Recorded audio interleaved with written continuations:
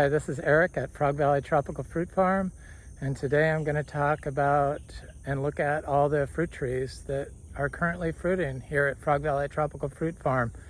There's so many, it's like I'm sure there's at least 15 different types of fruit trees that are fruiting currently now. Some of the fruit is ripe, some of it's not quite ripe, some of it I just picked.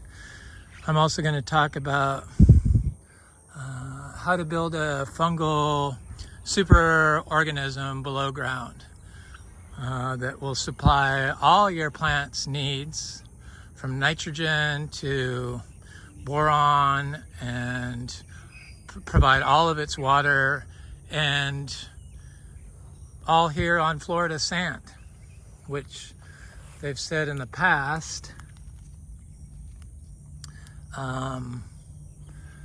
it was hard to grow here. This is a priestly Atemoya that has a lot of fruit on it, and it's kind of late in the year, but everything got off to a slow start because of the heat. It's not global warming that's the problem. It's if they changed it to global pollution, probably more people would get on board, because plants can adjust to climate change and changes in drought and stuff with the help of fungi in the soil. Well, mostly due to the fungi in the soil, the microorganisms in the soil. The deer fly people are trying to get me.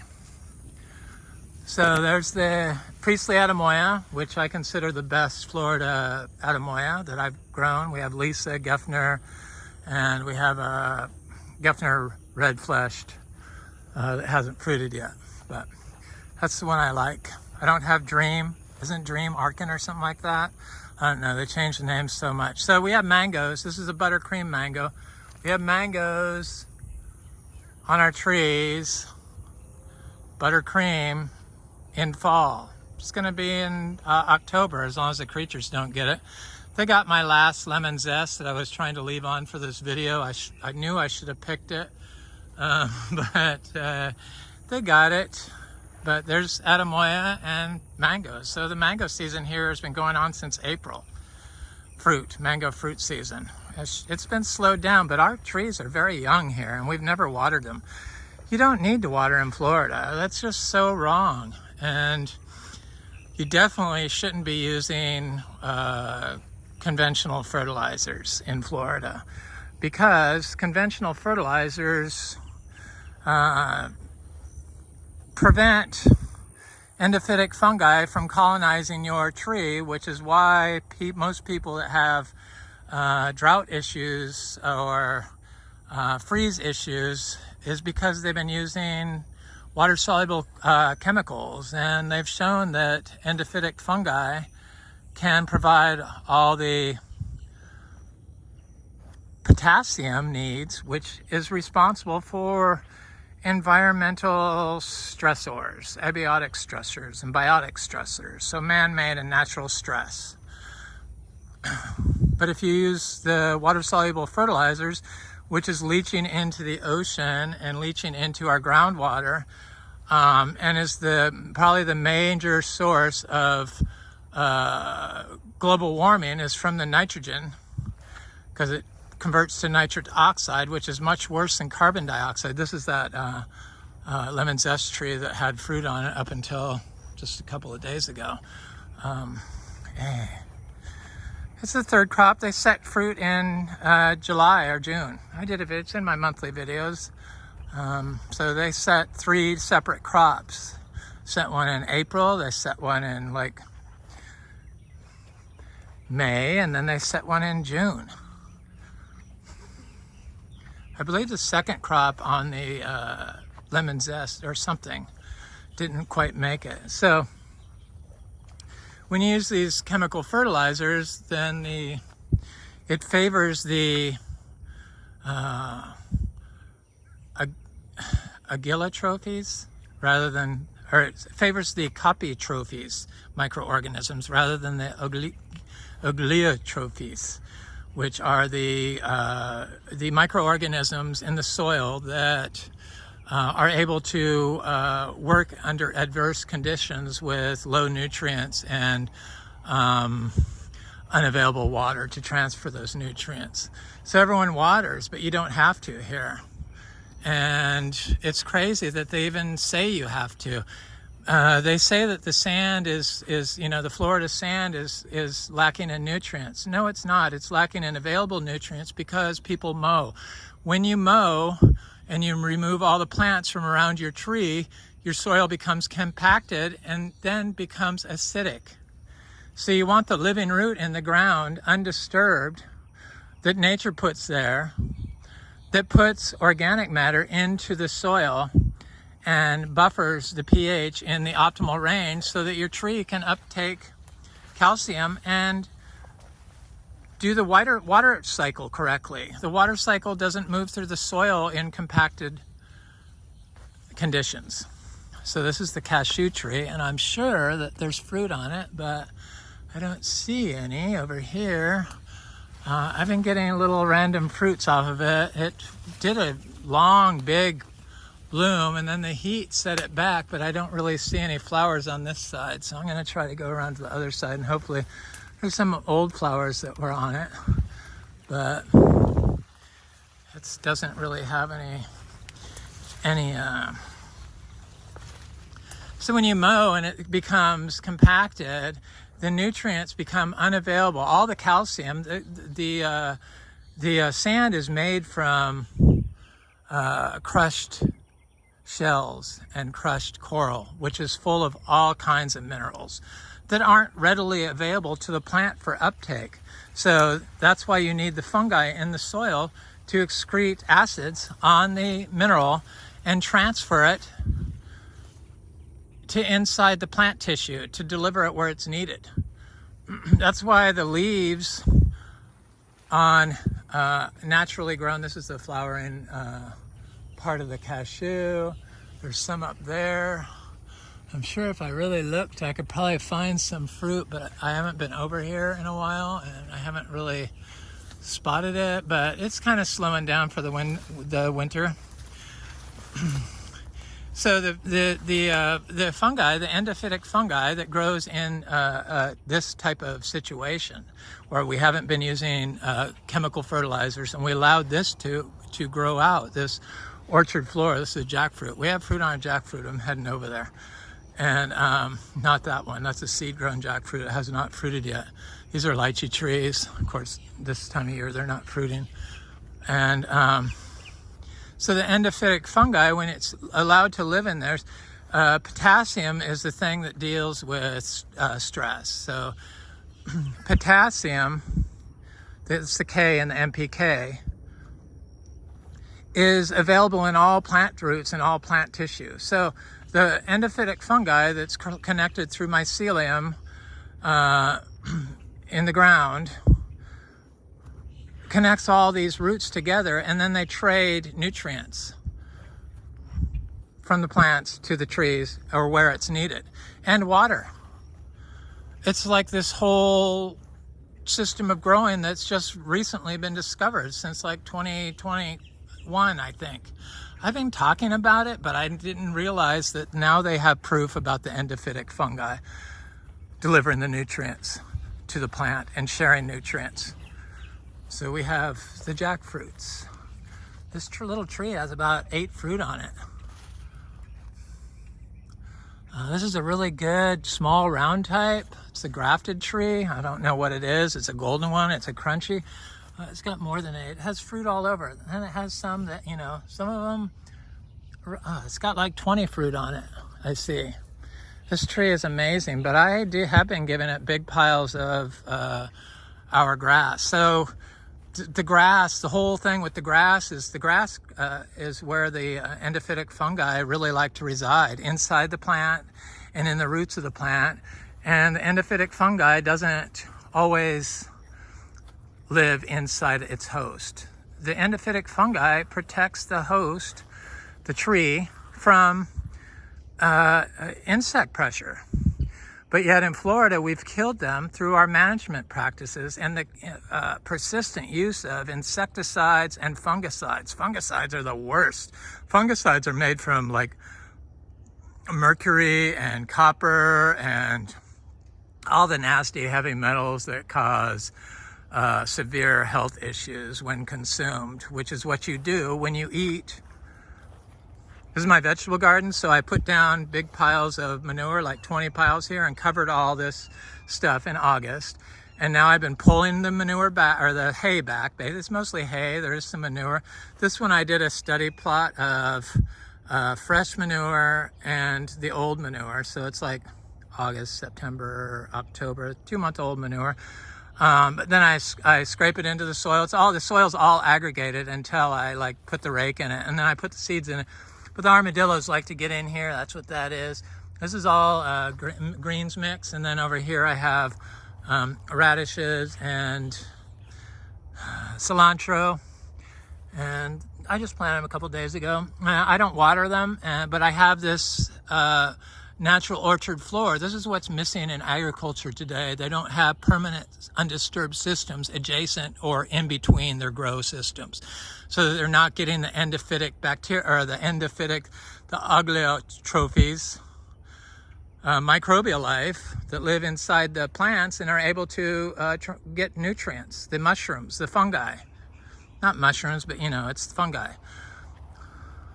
So I have to scrape this back. This is what I'm going to do here. I'm going to do one more plot here, one more plot there, and then a couple here.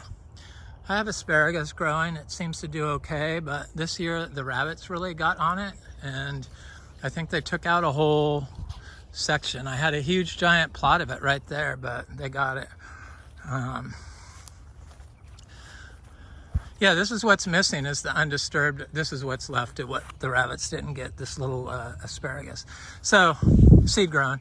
So this undisturbed orchard floor that is full of potassium. All plants have tons of potassium, and when it's constantly shuffling off, or it has a root in the soil with endophytes in it, it can get all its nutrients from the other plants, for the other plants. It's a incredible system that's finally being brought to life, and it couldn't be brought to life any sooner, because Florida, please stop it. Stop with the chemicals. Stop it. Stop with the plastics, the plastic mulch. Oh my God. I can't believe more people weren't into looking at the plastic mulch. Well, that plastic mulch is what you're eating when you're eating organic and conventional produce, because that's what they all use. On the strawberries, on the tomatoes, you name it, they got it on there. There's whole farms, that's all they use is the plastic mulch, and they're certified organic. Not good. So I guess there's 20 million acres of farmland in the US that's completely polluted with forever chemicals. Forever chemicals are in fertilizers. I think 9 out of 10 fertilizers that were tested had traces of forever chemicals that were above the recommended amounts that could be consumed. No amount of forever chemicals are good. They build up in your system. So they're the ones that cause all these issues, cancer, you name it, they cause it. And those are just the chemicals that they've identified. So they are in, since all these farms and all these people that use water-soluble fertilizers have been putting forever chemicals into their fields and into their pots. And if you're growing in pots, which I understand most people do in the tropical fruit world. Oh, I got to look at the Imbe. See, I got a little sidetracked. So the Imbe tree that produces so much fruit here has got a big crop on it, and it's never done this more than once a year. So this is the second crop this year. It's going to be ready in a couple of weeks. It's not quite as big as the very first crop of the year, but it's a pretty big crop considering it's an extra crop, since this tree has already produced more than $1,000 worth of fruit this year, and now it looks like it's going to give us another $500 worth of fruit. And it's got little tiny fruits on it. The heat affects the temperature, or affects the plant's ability to this plant's ability to set fruit. It does that to a lot of plants, but if you have this with the fungal endophytes that are inside the tree, then your tree can withstand the stress, the heat stress, better than if you didn't have it. That's why when you see farms that completely get wiped out by a little frost here in Florida, that have shade cloth on the ground or just wood chips, obviously compacted, and I know they're using chemicals, that's why their plant cannot survive the freeze. But when you have all this, you have a readily available source of plant phosphorus, or no, potassium, well, phosphorus too, but potassium mostly for water distribution and potassium distribution. Because the fungi work with water, because, you know, anybody that eats mushrooms knows that they're full of water. You step on one, you slip, they flatten completely. That's why you can't drive on anything. Driving on the soils weathers the soils and turns it compacted, which is acidic, which makes nutrients unavailable for uptake. So I always wonder why they use 0030 on mangoes. And well, look at all these mushrooms. I'm pretty sure those are edible mushrooms. They're everywhere here. They are everywhere here. And I always wonder why they recommend that. Well, when you do that, when you do it multiple times a year, when you're applying this potassium fertilizer multiple times a year, you're not only over applying it, because you fail to look at the orchard floor as a source of potassium, but it makes calcium and nitrogen, your plant less likely to uptake nitrogen, which they don't want nitrogen, high nitrogen in mangoes, because then they won't produce fruit. They'll produce fruit, but they'll drop it. But I think there's so much nitrogen in Florida from everyone's overuse of chemicals and the septic tanks. I figured it out once, and per block or one street, it was like for 4 houses was like 90 pounds of nitrogen per year are being applied through the septic.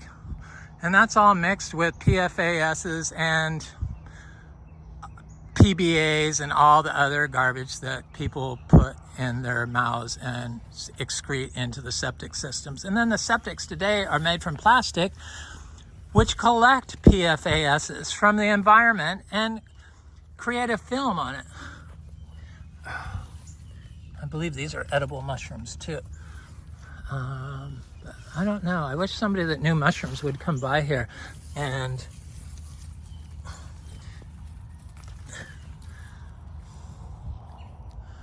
that sure looks like an edible one, but and like go over them with me. So we have star fruit on our tree. So the potassium that you're applying over and over and over again makes nitrogen unable to be taken up by your plant. And it also shows in plant fruit tree root tissue. This is a cashew seedling from last year. It's gotten quite big. I put some manure next to it to see what it would do. Well, it did great. It makes calcium uptake harder. The calcium cycle is for people to have to apply calcium in Florida when the sand is made up of, I think, 300% calcium carbonate. It's just crazy.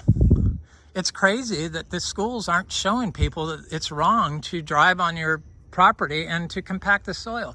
And then when you're putting just a monocrop of pigeon pea in, well, it's not really providing a whole healthy environment for the endophytic fungi to live in. They like grass. So there's a star fruit.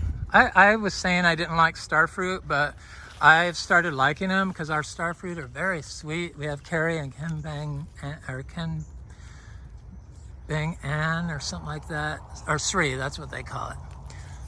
Probably they had a different name in Asia, but you know, here we like to change the names and act like we discovered something new.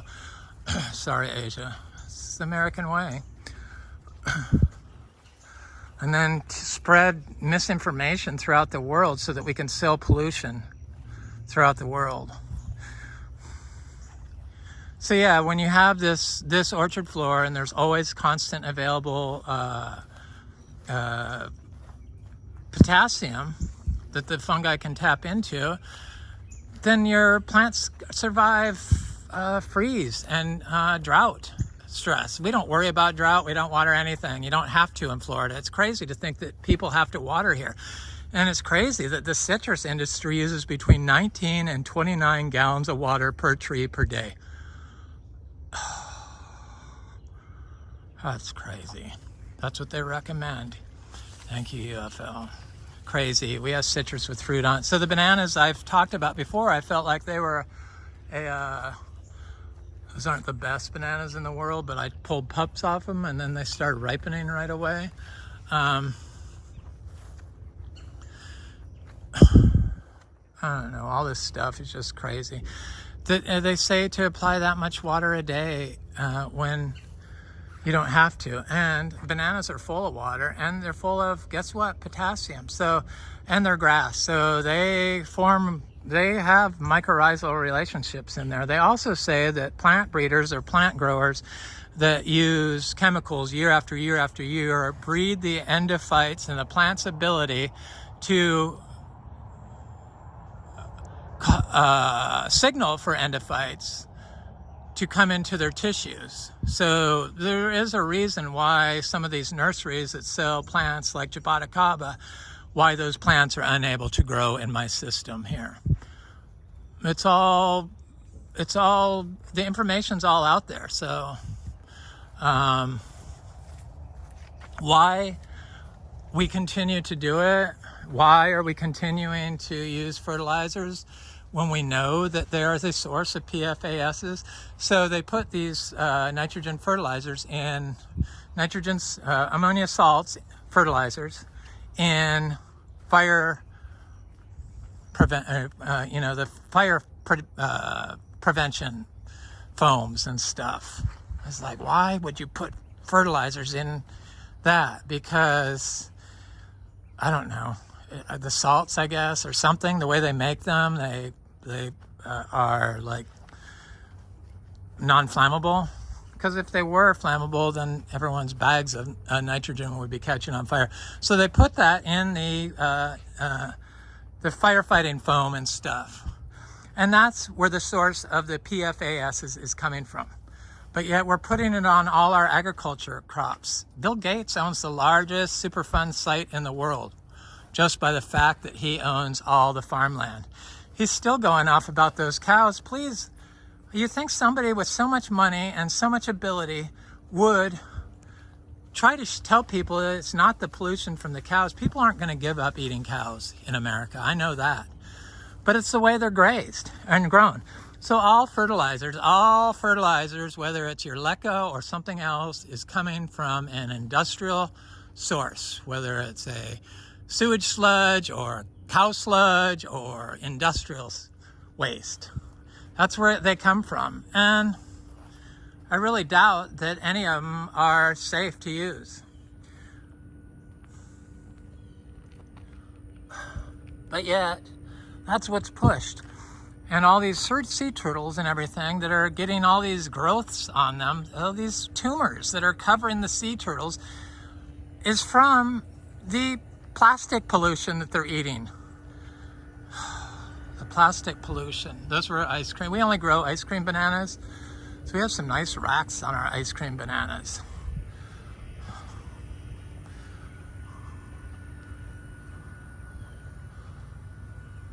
People think they can escape getting away from the pollution. That's why I moved to Florida.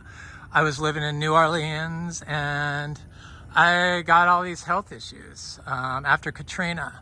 I got thyroid disease, I got cancer, I got all kinds of things. And I thought it was from the chemicals. So I wanted to get away from the chemicals and I wanted to live somewhere that didn't have any chemicals. And I found Florida. I had a place in Miami already. I didn't really go to it. And so I found Florida, and I found its natural beauty just amazing. The animals here and the trees and the plants were just amazing. And I saw quickly that I could grow anything, and I discovered tropical fruit trees. But 13 years later, I realized that all those chemicals that they're making in Louisiana and Texas are being shipped by train to Florida and put on the sand because they're telling people that there's no nutrients available. Yeah, because of the way you're managing the ground. There's plenty of nutrients here, but you have to manage for biology, not chemicals. The sea turtles and the coral bleaching is not from global warming. Well, partially from global warming, but it's because of the pollution. If we didn't have the pollution, we wouldn't have the issues. It's the acidic runoff from the nitrogen, along with all the PFASs in it, that's causing all the issues in our oceans around Florida. I watched a DW documentary, and they try to blame it all on global warming. Please, let's talk about the issue. It's the pollution, people. It's the pollution from chemicals, from nutrients. We know that. We know that there is a better way to grow now, and it's the natural way, and we discovered why. There was no money in natural studies, but there was plenty of money being forked over by the chemical cartels to, obviously, University of Florida to show how to grow. Well, anybody can grow anything in Florida. It just takes a while before you realize that the way you grow is not really the best way. So these are Black Beauty, Black Sapotes, and this tree is loaded with fruit. It doesn't have the big droops. Some of our Black Sapotes get like 5 fruit on one branch, which is the same way our mangoes do. But this Black Beauty, Black Sapote doesn't have big droops of fruit. So there's another tree that has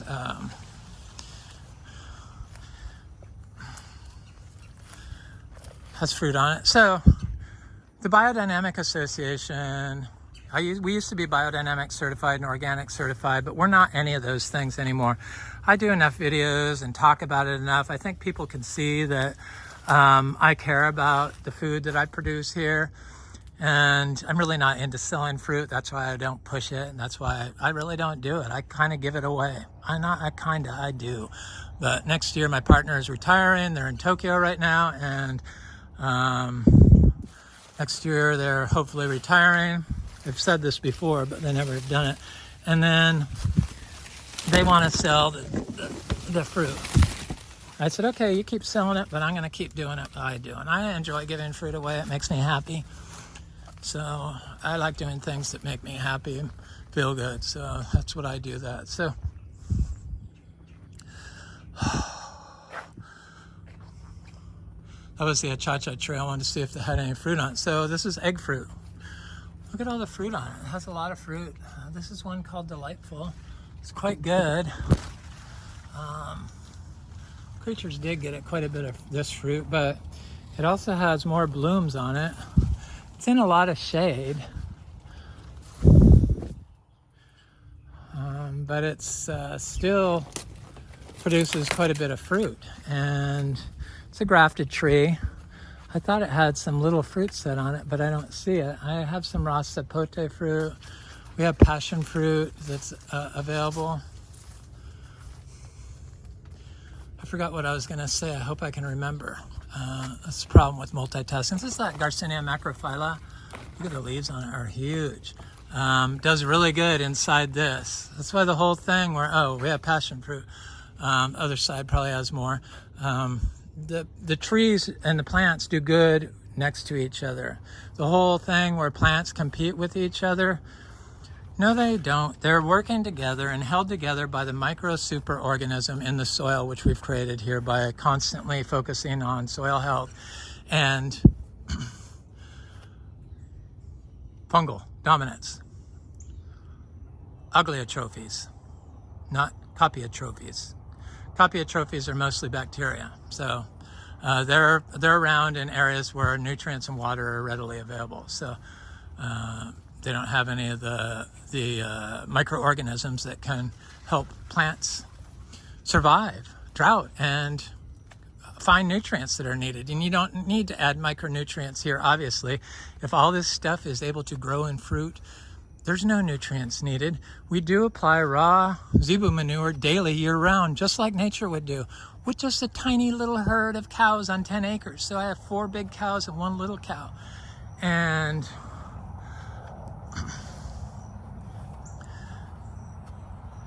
I clean out the stall every day and I apply it, piles. And the organic, or the biodynamic, that's what I was going to say. The Biodynamic Association told me I couldn't do that I wasn't conforming to the Biodynamic Farm Standard. Well, the Biodynamic Farm Standard in the US was wrong. And when you went and looked at the one in India, the Biodynamic Farm Standard in India, the Biodynamic Farm Standard in Europe, it all said you could use anything that's produced on the farm. But colleges tried to make people afraid of E. coli, but that's from the overuse of the overuse of the mismanagement of cows, Bill Gates. Too many cows in one confined space. Dairies, feedlots. Not out on pasture. Grass-fed beef that you buy in the grocery store is grass-fed for a while and then finished on GMO corn. It's only partially true. All the lies that go on, it's just scary. So they didn't want me applying Biodynamic Association. I believe in biodynamics, but I don't believe in the dogma that they push. But yes, for a little bit. But once you understand what's going on and you're able to prove it, you shouldn't be forced to follow the dogma, which hinders creativity. So I wouldn't back down. I said, I'm using my raw manure daily. I mean, that's what nature does. The cows poop and they move on. Animals poop and they move on. People poop and it goes in the septic. So it's in a big, giant, confined area in Florida. 1/3 of all houses in Florida are on septic. So because of this and the use of applying manures, look at all the rabbits. They get my little trees, but I love the little rabbits. They're so cute. They poop, but they didn't. The Biodynamic Association did not want me to apply raw manure throughout my farm. Even though it's just a compost, if I called it compost and put biodynamic preps on it, they said it was okay. I mean, how ridiculous is that? Just because they didn't put biodynamic preps on it, they didn't think it was okay. The biodynamic preps in compost didn't do squat for me, but the raw manure did. And you know why the raw manure works daily? Because there's more potassium in fresh manure than there is in compost. Fresh manure, fresh leaves, fresh plant roots contain higher amounts of readily available potassium that the fungi can tap into and deliver to the plants than aged cow manure. So that's why it works so well here, because with all the changes in temperatures and the going from drought to wet conditions and waterlogged to non-waterlogged conditions, though we have no standing water here, the raw manure was what was needed, and that's why I didn't back down. I didn't know why, but I do now. This farm has advanced my knowledge of growing so much that it just amazes me. I meditate under the big live oak trees to find ways to help humanity and all life. And the information kind of comes to me. So the aroid people are the worst. They use so much plastic and they use fertilizers, PFA-filled fertilizers mixed with the plastics. They're breathing BPA, BPS, PFASs, and it doesn't matter, they're not eating the plant, which is even worse. Hello, mango people. Okay, get off your rant, Eric.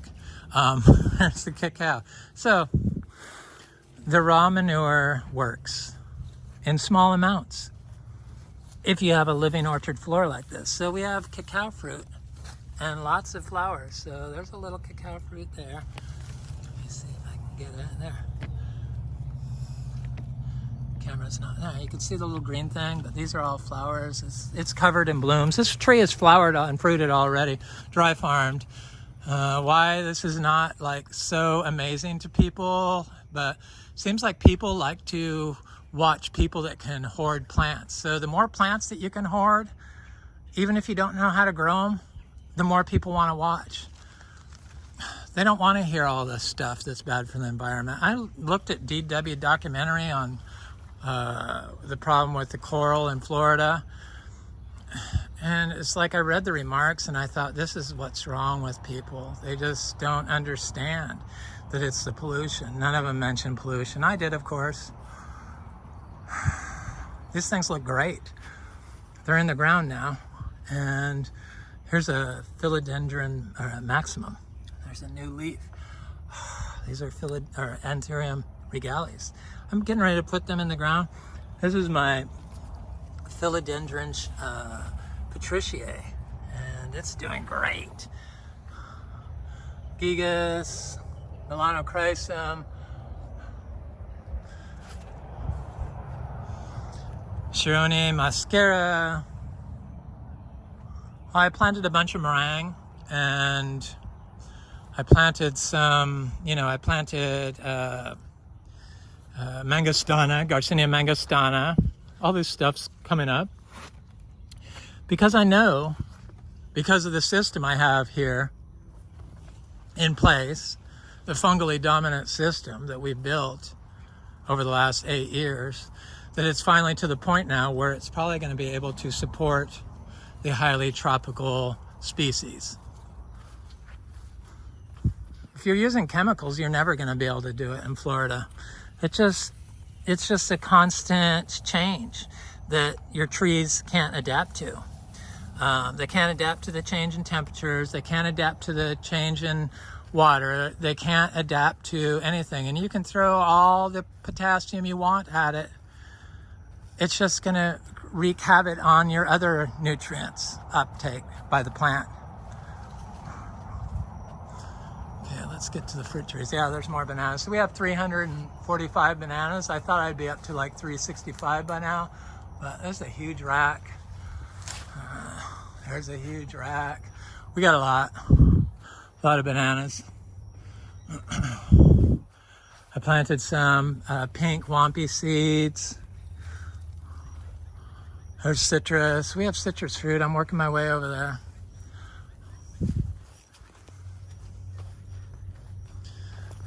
And to say that this competes with the tree's ability to uptake nutrients, no, you're competing with the tree's ability to uptake nutrients by telling people to remove all the plants from around your base of your tree. When you do that, there's no space or there's no homes for the endophytes to live in. You're the native endophytes. So I wanted to talk a little bit about biodynamic BD 500. So BD 500, it's a biodynamic prep.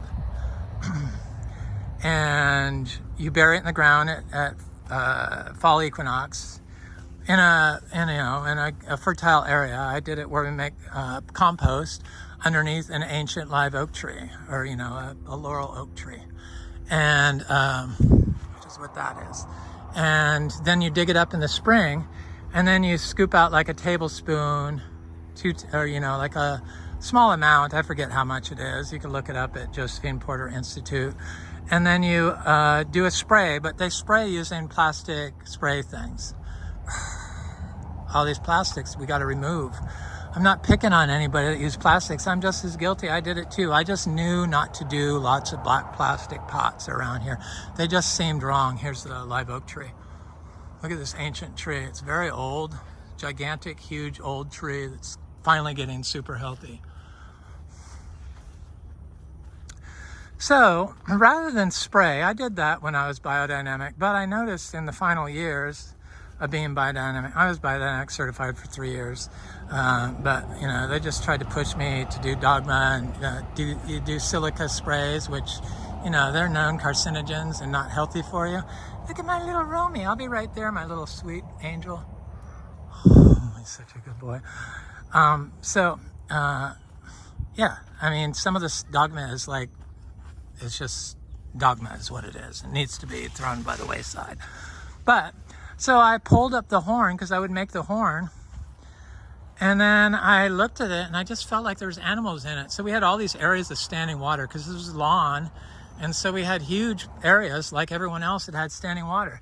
So I took the horn that I had buried underneath and around these live oak trees that obviously I could see fungi in there. And I buried it, reburied it in areas that were troubles, where plants wouldn't grow, where I thought it was compacted, where it was just monocrop lawn that wouldn't grow. There's no other weeds growing in it. And voila, it fixed all of our standing water issues, and it fixed all of our non-biodiversity in our soil or in our plant life.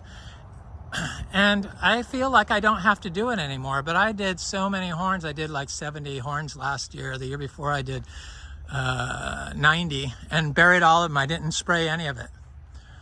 It works better than the spray in Florida. It does work. I don't think you have to bury it at the fall equinox and dig it up at the spring equinox. I think you could bury it and capture the indigenous microorganisms. Look at these little fungi. I'm not sure. These don't look like they're edible, but they could be. Well, they might be. I don't know. I'm not a mycologist. That's why I say I wish a mycologist would come by here. It would be nice to have somebody that was an agronomist or somebody from the University of Florida that teaches come by here, or even show any type of interest, or even the local newspaper that cares about the environment or anything, come by here and want to do a story or something like that. But here it's like, we're living in like a weird world where everyone just goes in their house, drinks their beer, and eats their fast food, gets it delivered, and that's it. Consuming chemicals. This is a sugarloaf mango seedling. The mango seedlings are coming up good. So these are the Luke's Garcinias. We have over 100. They came directly from Luke, so a wild source. And I bought wild source seeds from, Mexico of Achchachairu. That's why we started this farm, was for the Achchachairu. But we have a lot of Garcinias now. I was a little behind on my Lukes, and I just direct sowed all those seeds, and we got about 100 that I know, but we could have less. The rabbits like to get them when they're small. Some are big, some are small, or bigger. None of them are really big. So here's another Garcinia livingstonii, the Imbe. There's a hermaphrodite Garcinia livingstonii that doesn't have any fruit on it. We have 3 hermaphrodite Garcinia livingstonii trees that produce fruit. Look at these Garcinias over here to see if there's any fruit on them. We have sugar apples and then the citrus, and then that'll be it for this video. It's kind of becoming a long video. I hope you like it and you share and just subscribe. There's some more mushrooms. Yeah, they may not be the mushrooms that are endophytes, but guaranteed if we have those mushrooms, we have the mushrooms inside the plants. So we always have Garcinia brasiliensis and Garcinia intermedia and Garcinia gardneriana. This is brasiliensis. It's like just got done with a big super fruiting, but now it's starting up already and still has little fruits on it. It's like a continuous fruiting tree here in Florida. So is Garcinia madruno, so is Garcinia gardneriana. This is Gardneriana, and so is Garcinia intermedia, and so is Garcinia livingstonii. Gardneriana.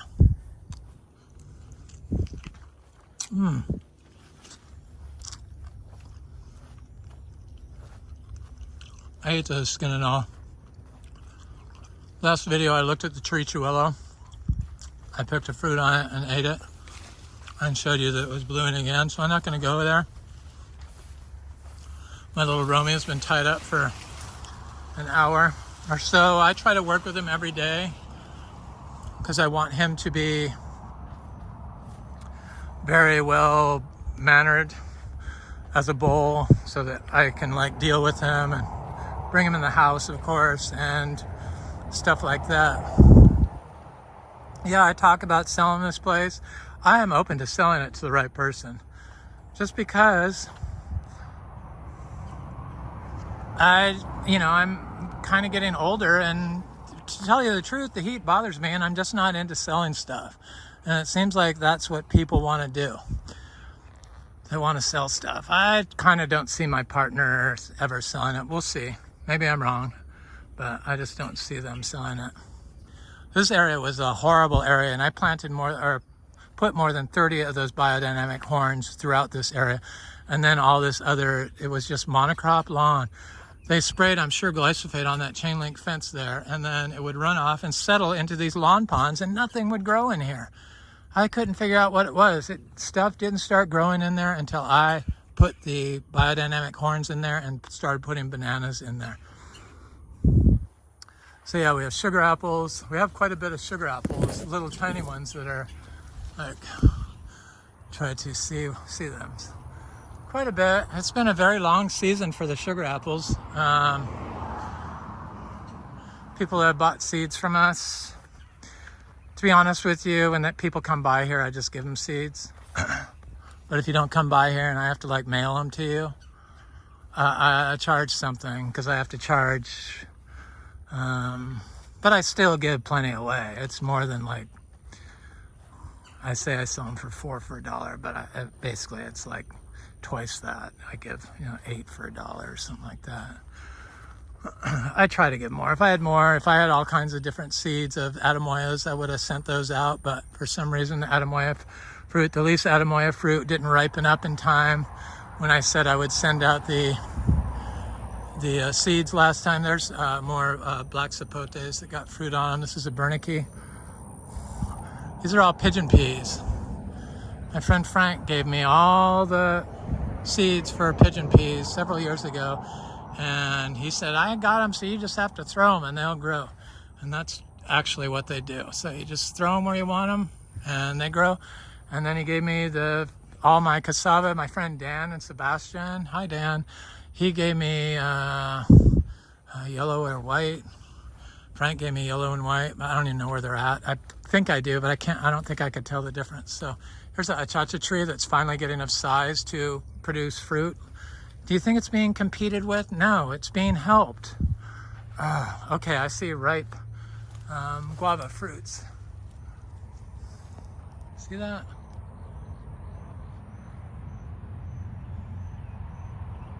I'm not gonna go in there because I don't want to get all wet.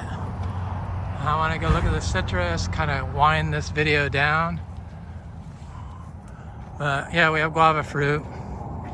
I like guava. I said I didn't like it, but I like it now. I like them when they're a little bit green. I like them when they're like apples.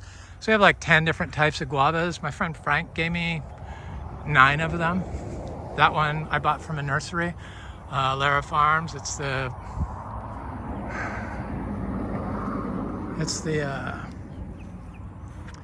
red one, the one that's supposed to be not get worms. Our fruit doesn't get worms because we focus on fungi, which they've shown excrete chemicals in the plant to trigger a